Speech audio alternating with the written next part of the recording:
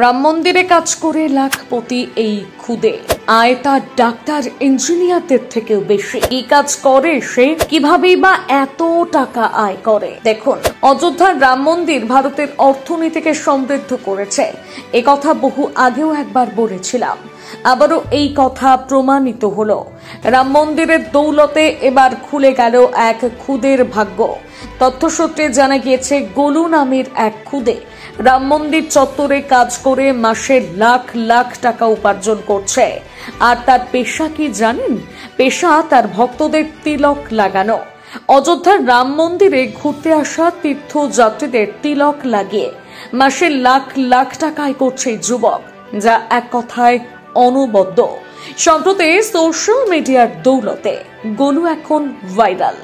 এক ব্যক্তি গোলুর ভিডিও ধারণ করে সোশ্যাল মিডিয়ায় ছড়িয়ে দিয়েছেন। ভিডিওটিতে দেখা যায়, লোকটি গোলুকে জিজ্ঞেস করে যে সে কটা থেকে কাজ শুরু করে। উত্তরে সে জানায়, সকাল 6টা থেকে সে কাজ শুরু করে, চলে রাত 10টা পর্যন্ত।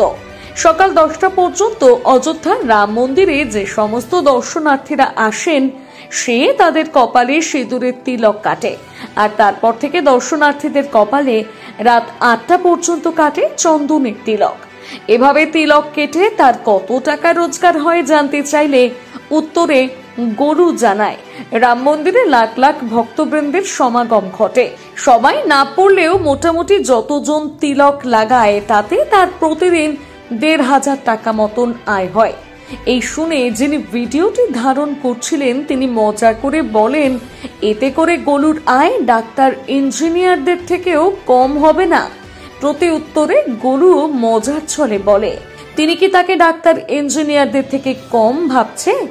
এই ভিডিও প্রকাশ্যে আসতেই ঝড়ের গতিতে ভাইরাল হয়েছে।